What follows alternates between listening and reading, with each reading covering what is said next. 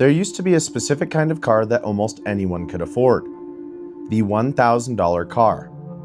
It wasn't pretty. It usually had the trifecta: dense, faded clear coat and 200,000 miles on the dash. But it ran. It started in the cold, it got you to work, and it didn't ask for much in return. For a long time, these cars were the background noise of American roads. They were the hand-me-down sedans, the high-mileage work trucks, and the reliable beaters that had already lived a full life but still had plenty left to give. For generations, that's how you got started.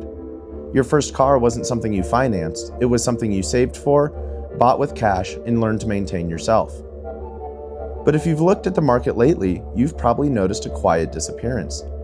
The $1,000 car is gone. Today, the vehicles that used to sell for 3 digits now show up online for $4,000, $5,000, or even $6,000. We're seeing 20-year-old trucks and basic commuters, the traditional bottom of the market, being sold at a premium. And when those prices rise, a vital rung on the ladder of independence is kicked away. For decades, a car followed a predictable 3-act play. The first life: bought new, dealer-maintained, and pristine. The second life: bought used, often as a primary family vehicle. In the third life, this is where the $1,000 car lived. That third life was the Great Equalizer. It was for the student, the young worker, or the person simply starting over. It provided a way to get ahead without taking on a mountain of debt. So, what happened? First, cars grew up. They became more sophisticated, more efficient, and far more complicated.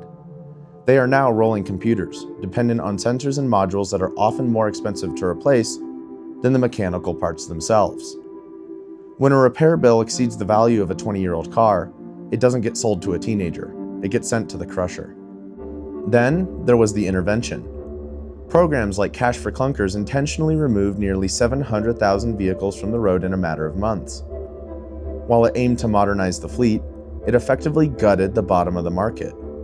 It destroyed the exact kind of reliable, repairable vehicles that would have become the cheap daily drivers of today. When you remove hundreds of thousands of durable vehicles from the ecosystem, the effects aren't immediate, they're cumulative. Every clunker destroyed 10 years ago is one less affordable option for someone today. The ladder has shifted. The $1,000 car became the $3,000 car. The $3,000 car became the $6,000 car. And the entry point for basic mobility has tripled while wages haven't. The disappearance of the $1,000 car might seem like a small shift in economics, but it's a massive blow to the idea of getting by.